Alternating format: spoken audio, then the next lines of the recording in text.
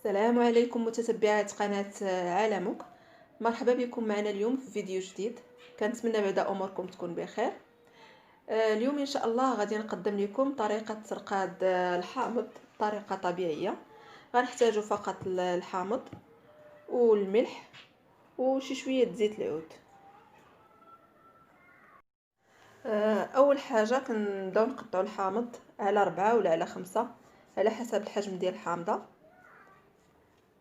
هكا كنحاولوا التقطيعه تكون داخله باش كنعمروها بالملح.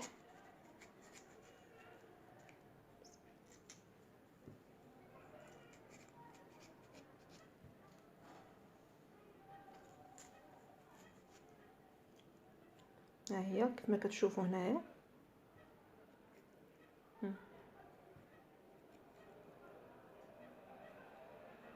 بعد ضروري قبل كنكونوا غسلنا الحامض مزيان، من بعد ما جبناه من السوق كنغسلوه مزيان وكنشفوه باش ما يبقاش فيه الماء.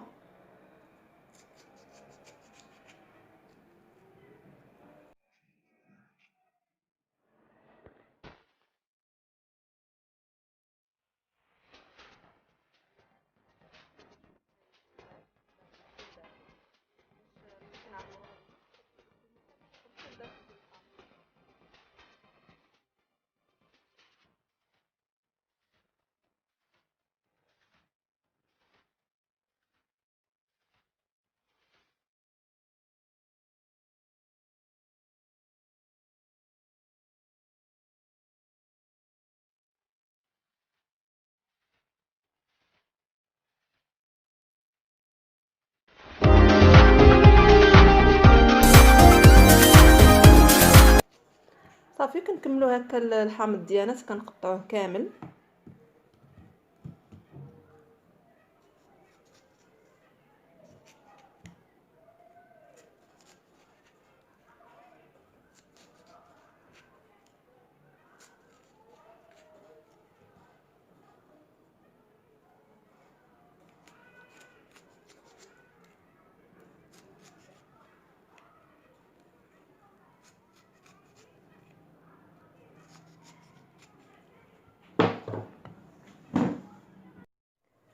صافي وفي المرحله الثالثه كنبداو نعمروا الحامض ديالنا بالملحه. بسم الله.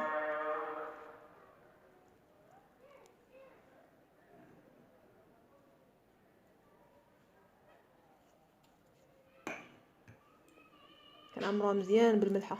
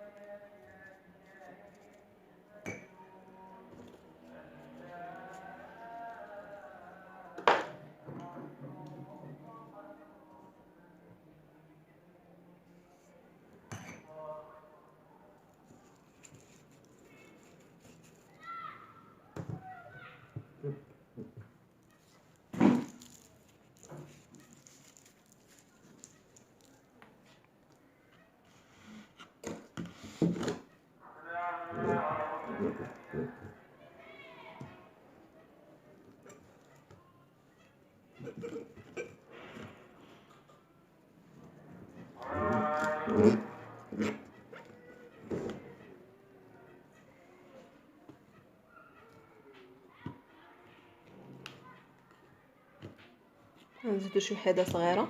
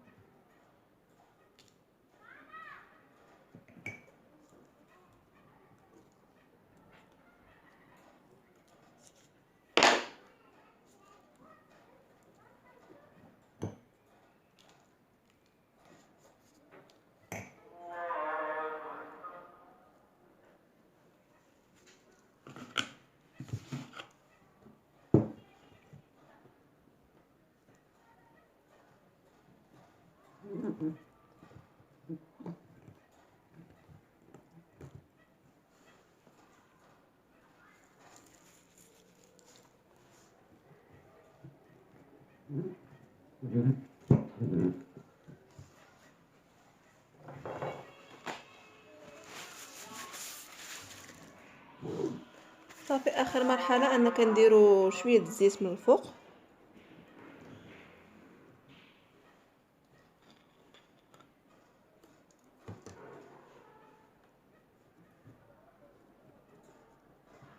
كنديروا نقيطه الزيت من الفوق.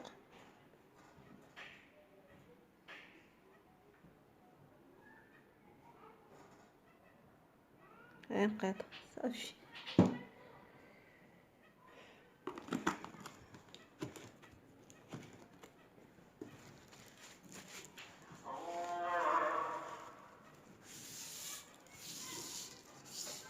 صافي، وهذا هو الحامض ديالنا. هانتوما كيفاش كتشوفوا هنايا راه كيبقى حتى العام تقريبا.